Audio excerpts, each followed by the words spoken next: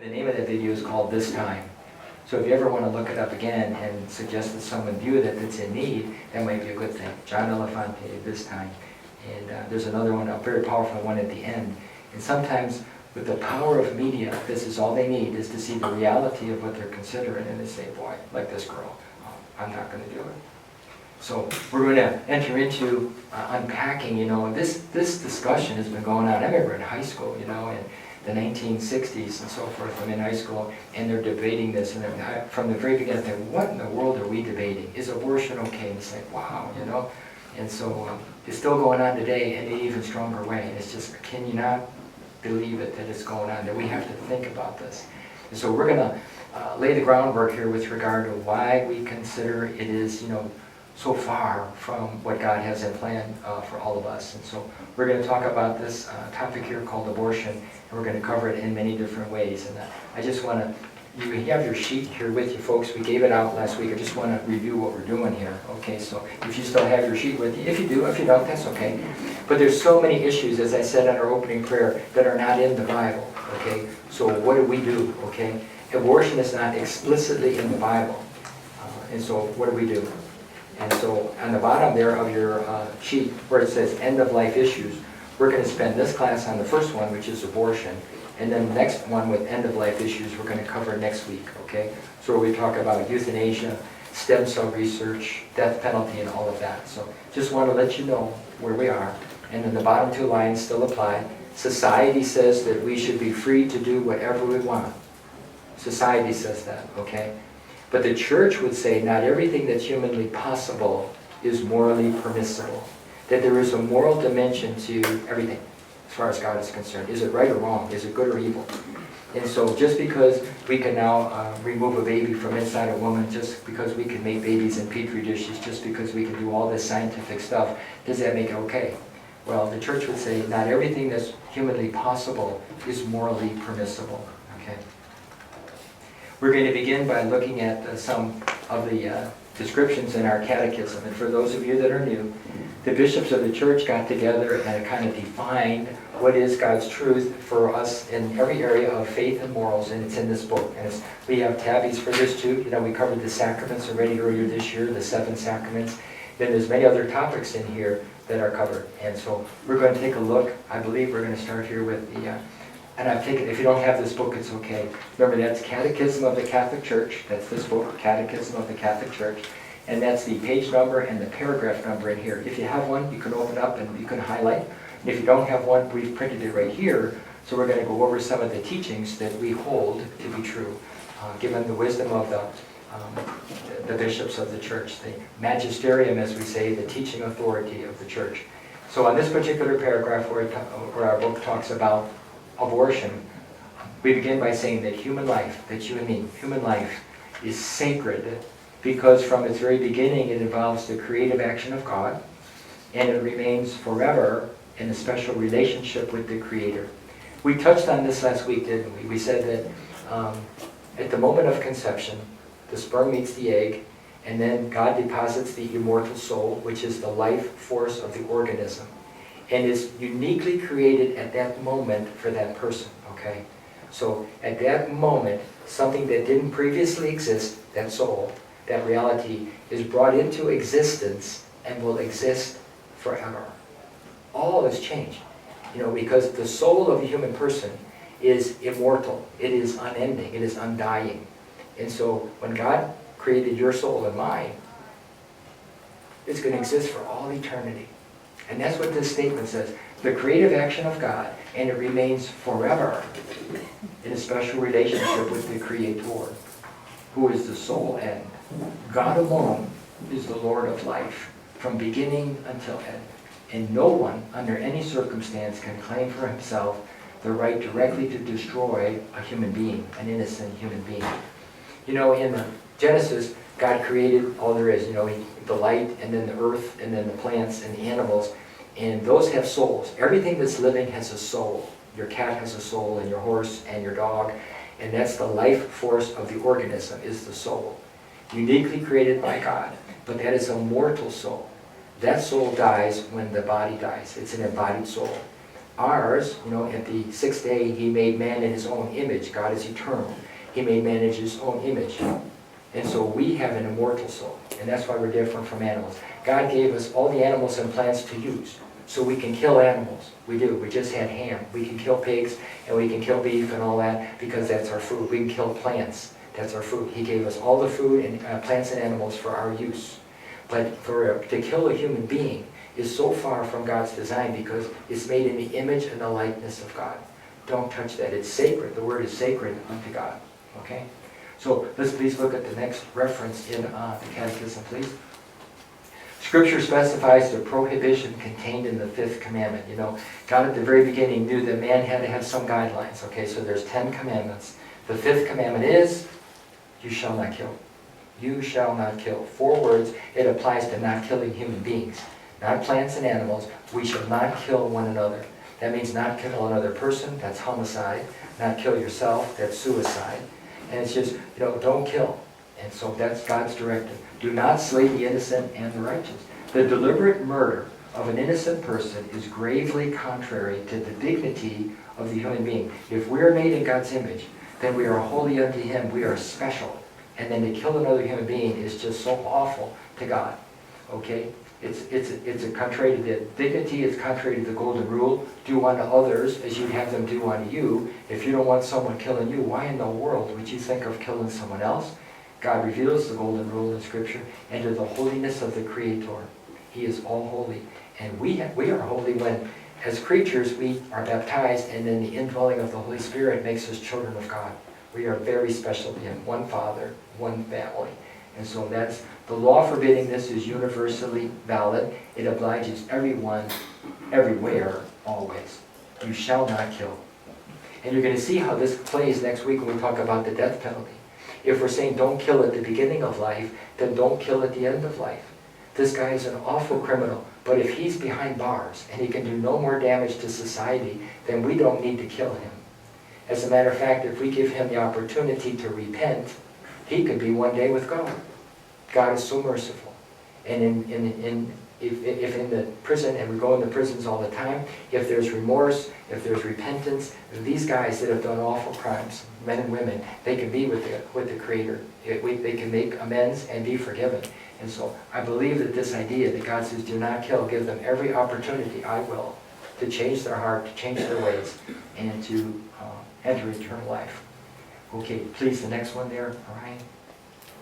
Human life must be respected and protected absolutely from when? From the moment of conception, okay? That's the moment that the sperm meets the egg, the sperm penetrates the egg, God deposits the soul, and it is a unique DNA helix, okay? There's chromosomes for dad and mom, and when they come together, that's a unique protein array, that's a unique DNA helix, and it is not the dad, and it is not the mom, it is a unique person. And there are many women that say, well, you can't tell me what to do with my body. Well, you know what? It's no longer your body. It's a body that is inside your body, but it's not your body. It's not dad, it's not mom. It's a unique DNA helix that is separate from your body. You happen to be bearing it to give it the environment for which it can grow and live, but that is not your body. Okay. So human life must be respected from that moment. When people ask us, when does life begin? It begins at the moment of conception. And there's a world out there that says it begins when the baby takes his first breath. Really? That's when life begins. So that organism that was in here for 9 months, that wasn't a baby, that wasn't a human being. No, we say it is from the moment of conception. And so the deal here, folks, what has come out in the Supreme Court and all, is that that entity inside of mom is not declared to be a human person. Every human person has the rights to life, liberty, and the pursuit of happiness. But if you declare that organism inside of mom not to be human, then they aren't eligible to receive life, liberty, and the pursuit of happiness. And that's the controversy right now. When the court, if the courts ever can say that human being, that is a human being, that's a human person inside of mom, then they should be protected from having their life taken. They're so innocent, they're so indefensible. And so that's what's before the Supreme Court. And here, this is Jeremiah. There's a little scripture here too. Before I formed you in the womb, I knew you.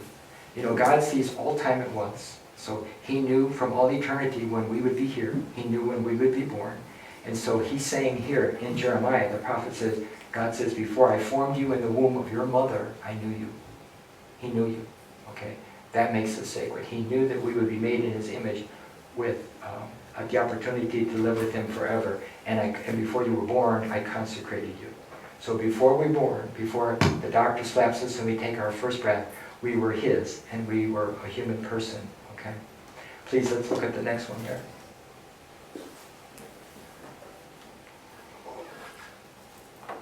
As I mentioned, the word abortion is not in the Bible, but it says since the first century, the church has affirmed the moral evil.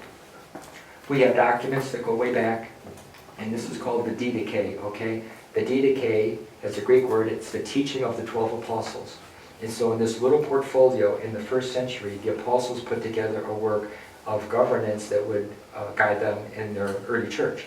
And on the first page of this, or the second page of this, it says,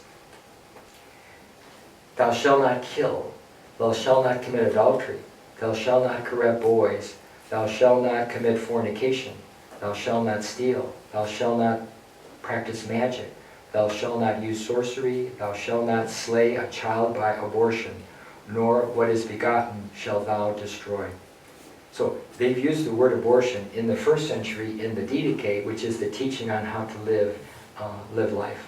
And that was the prelude to this, where we expound on that, okay? The teaching has not changed, and the teaching remains unchangeable. There's no changing our understanding of God's design for us, that the pinnacle of his creation, made in the image and likeness of God we are, and that's not going to change. Direct abortion, abortion that is willed either as an end or a means, is gravely contrary to the moral law. You shall not kill, 4 words. You shall not kill the embryo by abortion, nor cause the newborn to perish. Okay? God, the Lord of life, has entrusted men the noble mission of safeguarding life, and men must carry it out in a worthy manner. Okay?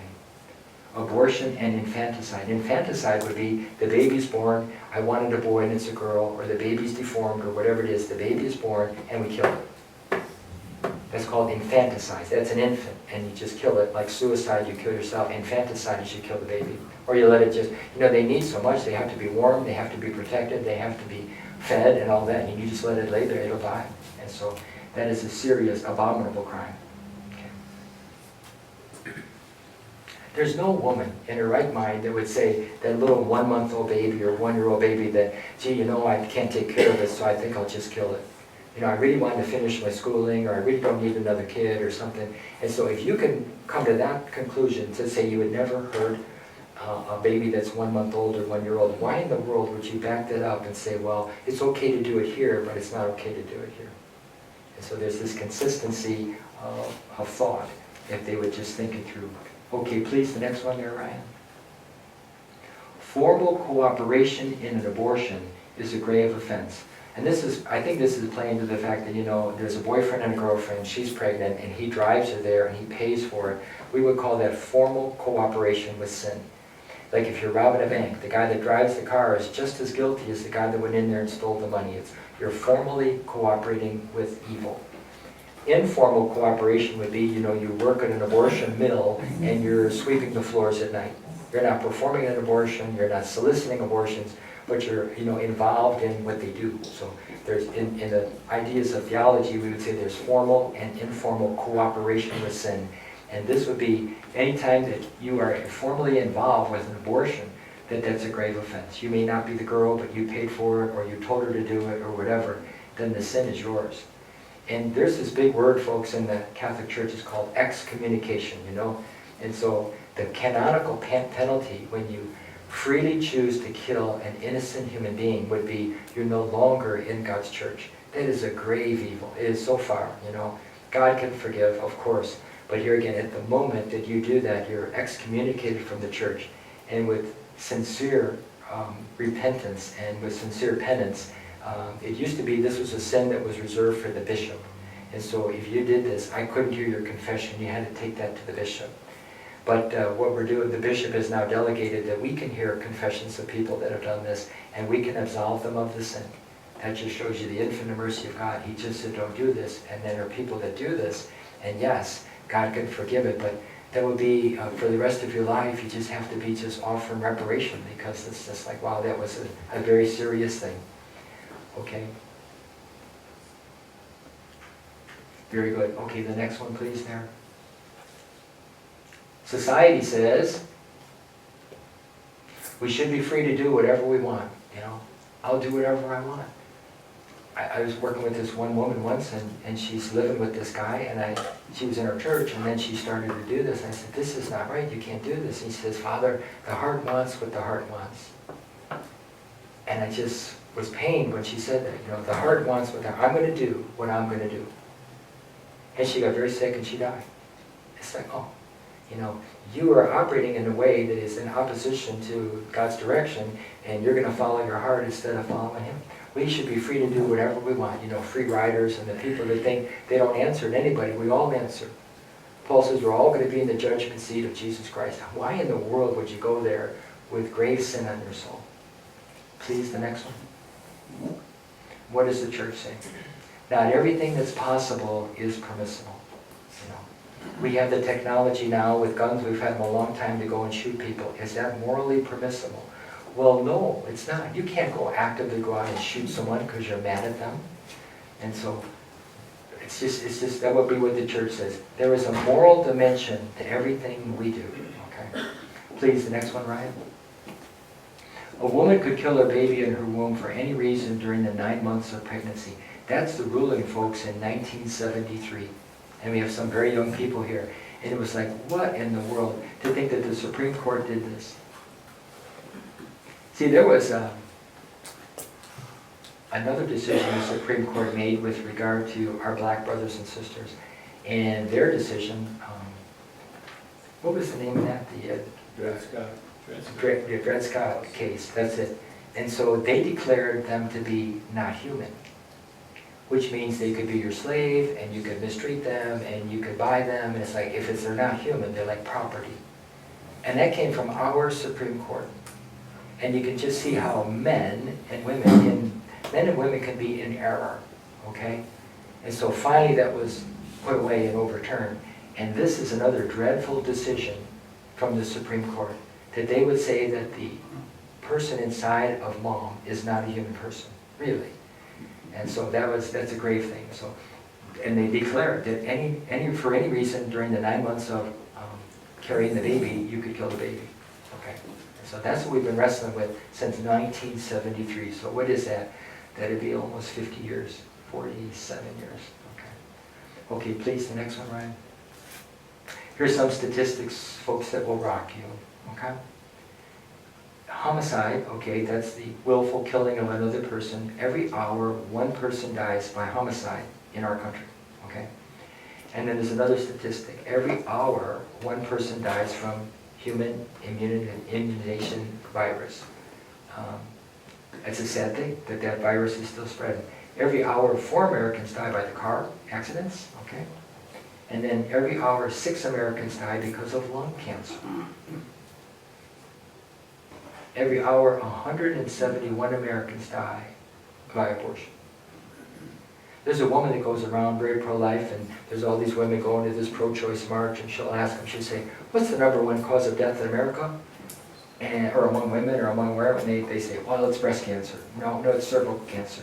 Well, it's car accidents. And she'll say, no, it's abortion. And they just walk away. You know, that's the truth. The #1 cause of death in America and in the world is abortion. It's not war, it's not some cancer or something like that. And so look at the difference. 171 Americans die by abortion every hour. Okay. And I think there's some more statistics out there. Okay. So you add that up, and it's always been right around 1 million, 1 million, 2, whatever. 1 million babies in our country. Wait till you see, you want to get sick, wait till you see what it is worldwide. Oh my gosh. And we have a God up there, and he's saying all of this, you know, that we're killing our own people. We're killing our own babies. For choice. Wow. Okay. So, okay. Since 1973, there you go. So if you add those 47 years, it's 61 million American babies. Wow, that's just, there's 300 million people in America. And so, do you have that little card, Mike? West Alabama Women's Clinic. Okay, thank you. And everybody has one of these books. Oh, wonderful, thank you, thank you. And isn't that a sick one? You know, there's 2 abortion mills in our state. I think it's Mobile or is it Montgomery? And then here in West Alabama. And they usually set them up right around a university, you know, to play into the young ladies that make mistakes and they get pregnant. And so, but 3,200 babies aborted every year in our city, right? Right here in Tuscaloosa. Over 80,000 since they started in 1993. So pray and make a difference. These little cards, yeah. Thank you, Mike. It's close to home. I think we have a little video that I think we can show now. It's not the end one at all, but and then maybe another one to just take a peek at. And maybe you can see this. You can go online, folks. It's a real-time counting of what's going on in the U.S. and in the world, okay, from the abortion counters. And you'll see them change here, okay. In the United States today, 1,000 Americans have already died. 1,900, 2,000 Americans in today, okay. So this is going with the statistics from last year, so the year 2018 or 2019. They have to use the year before. Okay, so they're saying that since Roe versus Wade, that awful decision in 1973, 61 million Americans have been killed. Okay, Planned Parenthood is the biggest abortion mill in America, and they talk about caring for women and they give them medical attention and all that. They're in business to do abortions, and look how many they do. Of the 61 million, they did 8 million abortions since 1970, okay?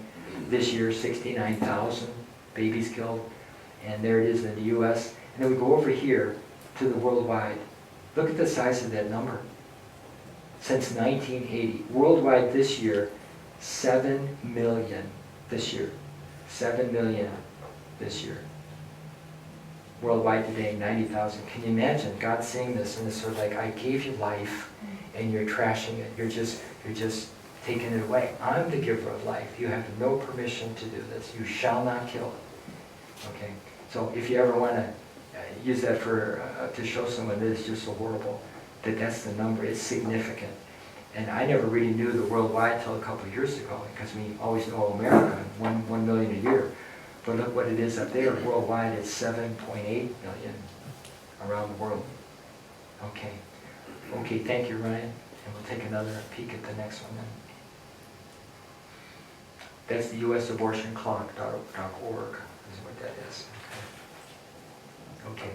Here's the sinister way that they're getting away with this, these women that are pro-choice and men that are pro-choice and abortionists that are pro-choice, you know. And maybe it's all on here. I don't have to get on the board. But as you know from chemistry or biology, when the sperm meets the egg, you have a zygote, okay? A zygote. And so that would be very early. That's, you know, it goes from 2 cells to 4 cells to 8 cells, and it's rapidly doubling. It just keeps doubling and growing. So it becomes a blastocyst, and that's one of the, it looks like a cylinder. I mean, not a cylinder, but a sphere. And it just keeps getting bigger and bigger. It's just a round ball of cells. And that's the next phase. And then we call it an embryo, okay? Embryo is where you start to see some form to the little person, and that comes in about maybe 2 weeks, okay? And then it's called a fetus, okay? And that's after a certain number of weeks in mom's womb, and now they're really starting to look like a human being with limbs and with the eyes and with all the features that are there, just very small, okay? So when I say stage names, that would be the stage of human development, okay? What stage is it? And you'll be able to understand this when we go to the next group, okay? So when a baby is born, we say that's an infant. Oh, may I hold your infant baby? Yeah, so we call that an infant. It's an infant human being. The stage of life is infant. It's very small, 6 pounds. It's like, wow, 7 pounds.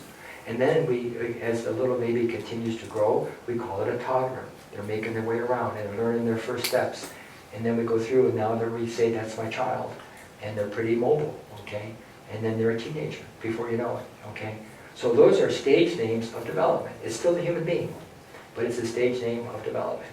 And then we get up to our league. You know, you have the young adult, and then you have the ones in college, and then middle age, and the workforce, and senior citizens.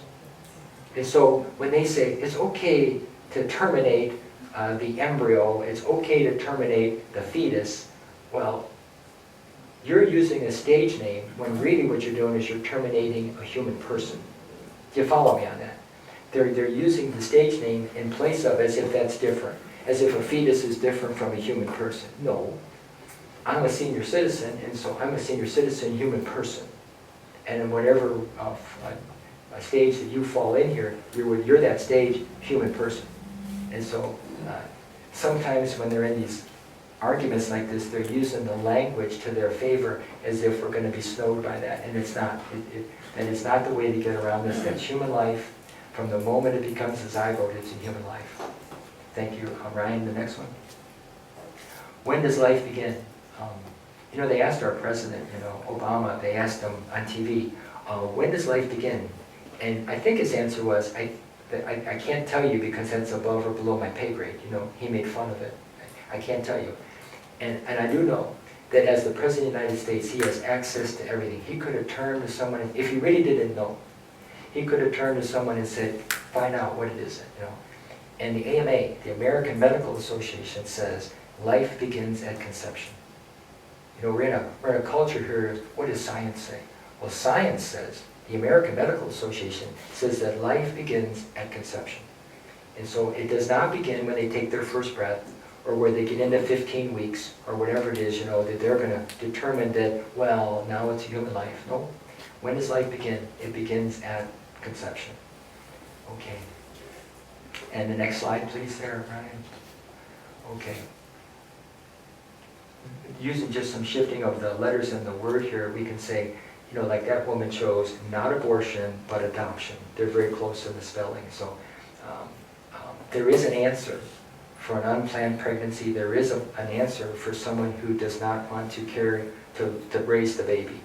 And one of the leaders at the university over here, Joe, and he married, I think her name is Kelly, and they were unable to have a child for a couple of years. And they thought, well, we'll adopt. And so the baptism of the baby was last week. And they brought the baby over to the church, they come here and they go to the St. Francis. And so they chose to adopt. They're young kids right out of college. They're in the focus team over here. And it's a beautiful thing. They have a beautiful baby. Someone gave birth to this baby that didn't want the baby, okay? And so now a home was found with people who want the baby. They wanted a baby, and they're going to love that baby and raise that baby. And so, if a woman doesn't want the baby, would you put 9 months of your life, carry the baby to term, and then give the baby to someone else who will love it and care for it, and there's no sin, there's no problem, and you'll be free of the guilt and the shame that you killed your own baby. And so we would encourage them when they come to an organization, not Planned Parenthood, but when they come to Choices Pregnancy Center that's right next to Planned Parenthood here in Tuscaloosa, or Her Choice Birmingham, we name them that so people would think it's pro-choice. And they come there, and then we try to encourage them to keep their baby and maybe offer it up for adoption if indeed they can't carry out raising the child. So that's a healthy, holy way to address the idea of abortion. Bring the baby to term and offer the baby. Okay. Here's another one here. You've seen the billboards with 3 babies and then one kind of fading. And the statistic is that 1 out of 4 babies is killed by abortion. And that doesn't really just rock you, So they show there would have been 4 babies, but because abortion was used, there's only 3 babies. 1 out of 4. That's the statistic in America. Okay. And our next one, please, there, Ryan. 50% of pregnancies are unintended. We talked a little bit last week about God. God is life, and God is love. And we talked about marriage, and that marriage is life and love, and you have the love between the man and the woman, the husband and the wife, and the fruit of their love may be a new human person. They're very related, life and love, okay? And so to have an unintended pregnancy, many of these are people who are not married. They're having sexual relations outside of marriage, and so, gosh, this wasn't expected, and all of a sudden we have this baby, or I'm pregnant, and so we didn't mean to do this, And then there's some that maybe have 2 or 3 children, and they don't want any more children. And so there are statistics on the number, I'm going to show you those in a minute here, of those that are married that have abortions because they don't want any more kids. So what they did is they had the love, and they didn't want the life. And what by God's design we showed last week is that these two ends, we would say these are the ends of marriage, or the purpose of marriage, the ends of marriage. We would say that these are inseparable.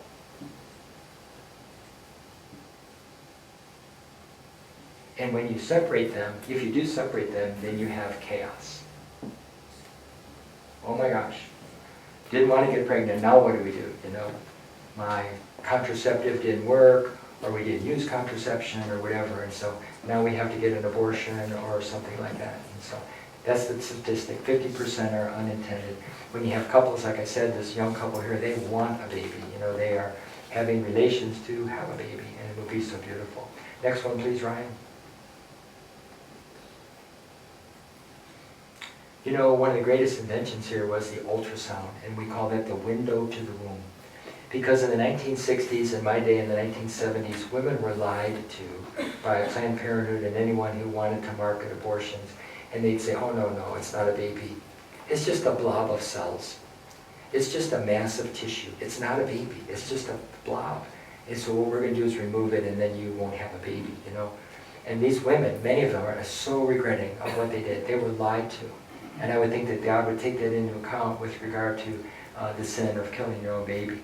So this is an ultrasound, and there's the guy, and the head is the biggest part of the baby, and so there's the baby, and he's moving around, and that's how they could tell whether the baby's a boy or girl. If it gets developed along far enough, then the couple know what they're expecting instead of being surprised. But to think that you can look in the womb and see that is not a blob of tissue, that is not a mass of cells, that is a human being with arms and legs and a head, and pretty soon you'll see the eyes and the ears, and it's like, wow. And so that's so powerful. And they now have 4D ultrasound. You know, you have 3D, which means it shows the depth. From an engineering standpoint, it shows this and the depth of it, but it also has sound. And what the ultrasound people tell me when you go to a pro-life one is if the mother is still thinking abortion when she sees that, they turn on the heartbeat. So yeah, now that baby's moving, and you can hear the heartbeat in there. It's like, you're going to terminate that, and because that's a blob of cells. And the heart starts beating, I think, at 18 days, I think. It's a teaspoonful of blood, But the little baby has a heartbeat and circulation of blood very early. And so that would be, many of them, when they hear the heartbeat, they would not want to do that and kill their baby. Okay. Please, the next one there, Ryan. Okay. And we don't have time tonight, but you know, in your book, in your Bible that we're offering there, there's these 88 questions. And so if you want to take a peek, this covers some of these. And we're going to spend some more time on this next week when we're not reading abortion. But why is abortion wrong? Okay, I just put a one-line answer from the book. Children in the womb are regarded as human persons. Even by our Constitution, we are, you know, we're all entitled as citizens of the United States of America to the right to life, liberty, and the pursuit of happiness. And by God's design, every human person has the right to life. We should protect them and guard them and guide them. And so children in the womb are regarded as human persons. So abortion is wrong. For a doctor to go in there with metal instruments and take off the arms and legs, pull out the head, suck out the brains, and throw it in the garbage, that's awful. You don't, the dignity of that, that's God's creation, and you've just trashed it, and that's why abortion is wrong. And they do that if the baby's big enough. If the baby's very small, they use these little suction things, and they suck out the baby up a tube, and they put it in the garbage. So let's take a look at the next one. Okay. Before we get there, I'd like to spend, thank you, Ryan, we're just going to pause on this, you know, and we're going to come back to this. But I had some pictures to show you folks to go over some things, and you have some handouts, so I'm going to refer to some of your handouts, please, okay?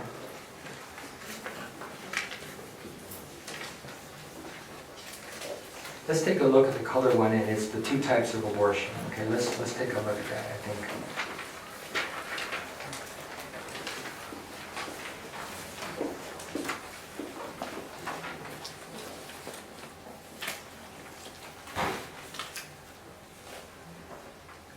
You know, we have a priest, his name is Father Frank Pavone, and he's been doing this for years, going around very pro-life and trying to guide men and women to make good decisions. And he says, if people could see abortion, they would never do abortion, okay? This is kind of gruesome, okay? If they could see it, they would never do it. So let's look at the one that says dilation and evacuation, okay? That's the one that's 23-week-old fetus, and it's a little baby, and you can see. And so the doctor goes in there with metal instruments and clamps and starts taking the baby apart. And then they lay all the parts out on a table to be sure they got it all before they let mom go. And so the head is the biggest part of the baby at that point of development, and so they crush the head. The head is very soft at that point, and it's not closed in on the top, and that's why new babies, the moms say, don't touch the baby on the top because it's not knitted together yet. And so they just collapse the skull, and they throw it in the garbage, okay? Of course, it's called medical evacuation, and it's buried, okay? On the other side, you can see that they have another method to go in there, and they're using suction. It's probably a little smaller baby, and so the cannula goes inside the woman's womb, and then they just start turning on the vacuum, and they start sucking out the baby. And so what they do is they go in and they scrape the uterine lining with a curette and get any other tissue out, and there's the baby parts right there. And so, did any of you see that movie that was out last year at this time, March, the Unplanned, the video? Okay, they showed it at our theater here, and I had a chance to see it. I've only seen it once, but we did get some extra videos. And so if you've never seen it, this would really be something to see. And this woman, who worked for Planned Parenthood in Texas for years, and admitted to doing or being part of 22,000 abortions, okay? She, one day, it wasn't her job, she was MIDI counselor, but then one day she was called in to assist, and she sees the little guy on the sonogram, and then the curate goes in there, and he's trying to get away from it, and it sucks him up the thing, and the doctor, in his arrogance, said, beam me up, Scotty, and he sucks the baby out of the mother, and he's happy, and she's in tears. That's why the tears are. It's like, wow, that was a human being, and now he's gone. It's like, oh. And so that was really, really, really sad. So, yeah. Everyone has access to this through Okay. form. Beautiful, okay. You can get a bulletin and everybody can watch that. Joshua, thank you, yeah. What we did as parish folks, it's several $100s, almost $1,000, but we have access to Formed, F-O-R-M-E-D, and it's access to so many videos and so much goodness, books on tape and or video and all that. And so this particular video, there's great movies there, Christmas movies and all that, but if you get in the form and the code to get in for our parish, the code is in the bulletin. So you can use it, give it to your family and friends, and it's good for a year, and we're going to renew it every year. But this video, man, I'm telling you, it's life-changing. It is so well done. It's so well done. And so there have been many women that have seen this that says, I was pro-choice, but there is no way to defend being pro-choice after you see this movie. After you see this movie, you cannot. It's indefensible, they would say. And so I just want to encourage you folks to see that and then be a witness to the fact that if you could see abortion, you would never think that that's okay. That is so far from okay. Okay. Okay. And another handout, folks. Let me know what you got. There's so much to tell you and share with you. And so I think the other one is like the dandelion. Is there one that looks like a dandelion? Yeah. Let's take a look at that if you. Folks, it's called the roots of the problem. Okay. And so let's look at the one that says the roots of the problem. And on the upper corner it says anti-life. And those are some of the dimensions, some of the elements that are working against God's plan. You know, you have order. God created order out of disorder, and you have chaos, as I said over there. Okay. So what's the problem? Okay, so you have a dandelion. You know, we don't like dandelions in our lawn. And so the symbol here is something that is not good. Okay. And so on the top we have abortion, the very top one. We have abortifacient contraceptives, which mean they have an abortion effect on the little guy when he's conceived. You know, it thins out the lining of the womb, and the baby can't attach, so it's sloughed off, and the woman has an abortion from a contraceptive and doesn't even know it. And then the other things we're going to talk about, you know, euthanasia, divorce, infanticide, suicide, all of that, premarital sex, all that stuff that is far from God's plan, adultery, cohabitation. What's the root of it, okay? Well, look down there. Look at the pill. And we told you that the guy created the pill in the 70s, and he regrets it. He said, it's the worst thing I ever did. when he saw the effect it had on humanity with the increase in adultery and abortion and all that. And so you have all of that stuff. These are contraception, and then the ones that you put on your skin, Depo-Provera, Norplant, the morning after pill, the patch. And that's what's feeding the problem, okay? Let's turn it over, okay? What's the cure? What's the cure, okay? Strong social structures, long-lasting marriages, security for women and families, you know, that's God's design. To have fruitfulness, these are roses and not weeds, they're not dandelions, and so the picture shows strong family life. That's God's design. He says, go, bear fruit, multiply, fill the earth and subdue it. And then we've done that for years. I mean, there's been cultures that have just thrived on doing the right thing. What's the root of that? Chastity, goodness, okay? So you're open to children when you get married. You don't have sex before marriage. You know, if you need to space out your children, you do it naturally with natural family planning, and then everything looks good. God is pleased, you're pleased, and the community is thriving. So I think that's a good colorway to look at it here. There's life, and then there's anti-life. We call it the culture of death, okay? We have a bus that goes around. It comes to our city, I think, twice a month, and it's called the ultrasound bus. We park it over at the Chevron, because one of our parishioners owns the Chevron, and he lets them park there. And then women can go in there for free. They can go in there and get a free ultrasound, they can get a free blood check, and all of that. And here's a woman in this article, it says Rachel, she said, everything changed when I stepped on the Stork bus, the name of it. After being educated on abortion methods and fetal development, I was moved to tears. There was a child, a small child, but nevertheless a human being growing inside of me, and we chose life for our baby. And so that bus is really a good tool to get people. You can see it, it's got pink and it's got the stork, and it makes it so easy, you know. Come on, and we'll take care of you for free. We'll give you a pregnancy test, and it's a good thing. So good things are happening to help women to see what's inside. You know, from a biology standpoint, there are so many books and pictures to show the development of a baby. Here's a baby at 7 weeks. Here's a baby at 11 weeks. Here's a baby at 14 weeks. There is no reason for ignorance in this thing. When you have access to videos and books that have captured the development in the womb, okay?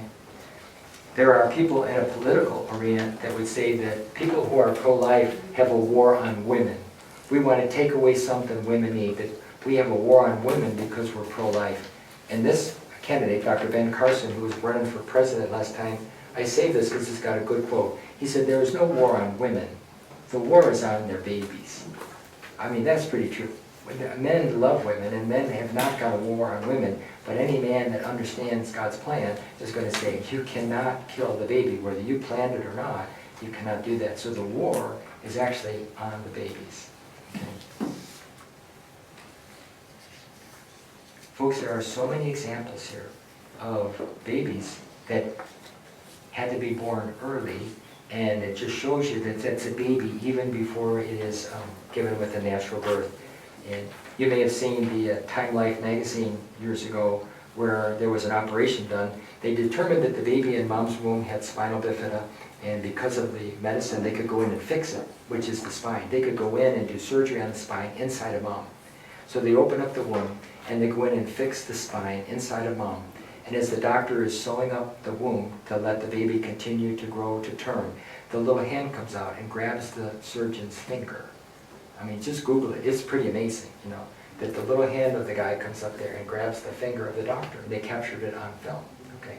So inside of mom, way before the baby was born, okay, got the baby, and the baby's reflex was to grab the doctor's arm. And if I can find what I had set aside here on that, there was a photographer that was there that was rocked, and he changed his stance on life when he did that. Here's another one. I mean, that's a very small baby. Here's another one. It says 1 pound wonder. You know, a baby that's born naturally is about 7 pounds. Would it be about 7 pounds, 6 or 7 pounds? And here's a micro preemie. Courtney Jackson defies all odds and thrives. When Courtney came into the world after only 23 weeks in her mother's womb, she weighed 460 grams, a fraction over 1 pound. Her heart was the size of a child's knuckle, and a mere 8 teaspoons of blood flowed through her 11-inch body. So she had to be taken out, and the only cure, because mom was very sick, was to deliver the baby. So they did. And they have all these tubes and all that, and the baby continued to grow, okay? And then the baby had her first birthday and all that stuff, and so here's the baby. But this 1 pound wonder, it was a baby even when it was 1 pound. And that's what I'm trying to show you here, that inside the womb, it's not anything other than a non-person. It's not a non-person, it is a human person, just a very small human person. I don't know, we loved President Reagan. He was the president for, actor and president, did a beautiful job. And he had a statement here. For Reagan, all life was sacred. And I think that just really was such a great thing. I'm so proud to hear him say that. Reagan's record reveals that no issue was of greater importance to him than the dignity and the sanctity of all human life. He had no problem saying that. The dignity and the sanctity. There is no cause more important for preserving that freedom than affirming the transcendent right of life of all human beings, the right without which no other rights have any meaning. In 1983, he published his famous essay, Abortion and the Conscience of the Nation. It was reviewed in Life magazine. We cannot diminish the value of one category of human life, the embryo and the fetus, the unborn, without diminishing the value of all human life. He expressly encouraged continued support for the sanctity of life and all of that. And it's just so wonderful to hear his understanding was so keen and all of that. There's one more baby here. There's so many pictures of the babies that were born early and then they got to grow. So I know we're going on. Let's see if we have any more here. I have an article, maybe you do too, about Norma McCovey. Do you have that article? I think you do. Okay. This is important here. You know, 1973 is when the Supreme Court made the ruling, and it was called Roe versus Wade. Okay, this is her. Norma McCorvey, whose legal challenge under the pseudonym Jane Roe led the U.S. Supreme Court's decision, that legalized abortion, but who later became an outspoken opponent of the procedure, okay? And this is in 2017. I'm sorry, in 1917 she died at the age of 69. Here it is, the second paragraph, second column. McCorvey was 22, unmarried, unemployed, and pregnant for the third time in 1969 when she sought to have an abortion in Texas, where the procedure was illegal. Okay? The subsequent lawsuit, known as Roe versus Wade, led to the Supreme Court's 73 ruling that established abortion rights. McCorvey had given birth and had given her daughter up for adoption. Okay? Decades later, she underwent a conversion, becoming an evangelical Christian and joining the anti-abortion movement. Okay? A short time later, she underwent a religious conversion and became Catholic, Roman Catholic. I don't believe in abortion, even in an extreme situation. Okay? If the woman is impregnated by a rapist, it's still a child. You're not to act as your own God. Can you imagine? Coming from the woman that started this whole thing. You see what I say about conversion? How it's possible? You know, like we believe in that for our prisoners, and here's a woman that started this awful law, and here she became Catholic, and she's a good proponent, or was a good proponent, to consider the baby that is a human being, okay? Folks, I read the paper every day, and there was one article, and this is back in July of 2019. And you know, that's when the law of Alabama was that there is no option if a woman is pregnant, there's no option for an abortion, even if she was raped. That was what our law said. And then we had these people write in and say, wow, it should be at least if she's raped, and she shouldn't have to have it. And so I wrote in. This is my 2 cents to the paper. So I wrote in July, and I said, in the recent column about Alabama's new law, Gary Cosby, Jr., used the example of a 13-year-old girl who was raped and expected to carry the baby to term. And he asks, what kind of people are you? Well, if we're followers of Jesus Christ, then we're people of life. That's what I said. Everywhere and always. And to allow abortion in cases of rape would mean killing the baby for the sin of the father. Where's the justice in that? And here's something else that he may not have thought about. Rape is a crime. And in order to convict a rapist, you have to have evidence. Abortion gets rid of the evidence. Whereas if a woman gives birth to her baby, a sample of the baby's DNA will be positive proof that a 24-year-old man impregnated a 13-year-old girl. That guy will be sent to prison and will no longer bring harm to women. So you see, the addendum that you want to add to the abortion law that would allow abortion in the case of rape is playing right into the hands of rapists and those who are guilty of incest. They likely pay for those abortions so that the baby will be killed, thrown in the garbage, and buried in a landfill. With no evidence, there's no proof of the crime. And then they get to continue to go about harming women. Whereas if all babies were protected, we'd be convicting the criminals and getting them off the streets. Maybe you never thought of that, but here again, that's playing right into the hands of the guys that are going to continue to do this, whether they're family members or, it's just sad. And so, let's see. Okay, before we go too very long. This is a good review on the movie that I just told you about, and it's just, wow, let me just see. You get to see that if you can. There's just so very much to tell you. I think what we'll do is we'll end with that video. Please, Ryan, what is next here? We just want to show it's a powerful video. And of course, we sure want to, breast cancer, we got to talk about this. Folks, if you know of someone that's thinking of an abortion, and they're not going to consider keeping the baby for moral reasons, that it's God's design that you don't kill and all that. Maybe from a selfish standpoint, if women would realize that the #1 contributor to breast cancer is abortion, and no one's talking about it, because there's so much money in contraceptives that the American Medical Association and the Pharmaceutical Association, and no one's saying anything about it. And when I first heard about this link, the link between abortion and the birth control pill to breast cancer, I got the guy's book. So I got the book and I read the book, and I also got the CD. And ladies, if there are any of you that want a copy, it's free, I'll just get it to you. But there is a link between breast cancer and abortion. And so I think, did I put an article in there, folks? Let me see if I did, that I just want to review at a high level here.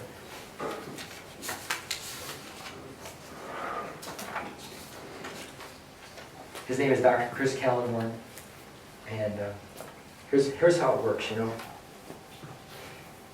Here's the theory. When a woman becomes pregnant, her reproductive hormones of estradiol and progesterone, they shoot up very high, and they're preparing her body for the development of the new baby. That's God's design. That's why women have morning sickness, because those estradiol and progesterone, those hormones, are raging in their systems, and they might get sick, tummy-wise. But when a woman has an abortion, the baby is no longer there. And those hormone levels come crashing down. And from a medical standpoint, it's called hormone blow, okay? They had all these hormones, and now the hormones are not there. And that means that those hormones that were waking up the cells in a woman's breast in order to transform them to become milk-producing, they're no longer there. And so the movement of those cells to move the cells in the woman's breast from immature to mature, they stop. He said they're frozen midstream. And that's the worst possible state for them, because they become open sites for carcinogens. So when a woman is pregnant and then she terminates her baby, she goes through hormone blow. That means that her breasts will stop wherever they were developing to be able to give milk to the baby. And when they stop, then they're open sites for cancer, for carcinogens. So they had this theory, okay? So they said, well, let's try it in animals first and then try it in humans. And so they had 2 groups of rats, pregnant rats, with 9 in each group, and they allowed one group to have their pups and gave them a cancer-producing agent, a carcinogen. None of the rats developed breast cancer. The other group, they gave them a hysterectomy, which means they removed the new pup and the uterus, and the equivalent of an abortion in an animal, and that gave them the same carcinogens. 7 of the 9 got breast cancer. The statistics on humans show this. These are the statistics now. Any woman who has an abortion has a 30% increased risk of breast cancer if it's her first baby. And I can say they're just starting to change the lay of the breast with regard to milk producing. A 50% increase in breast cancer. If she's under 18, she has a 150% increased risk of breast cancer. If she's under 18 years of age and aborts a baby over 9 weeks old, she has an 800% increased risk of breast cancer.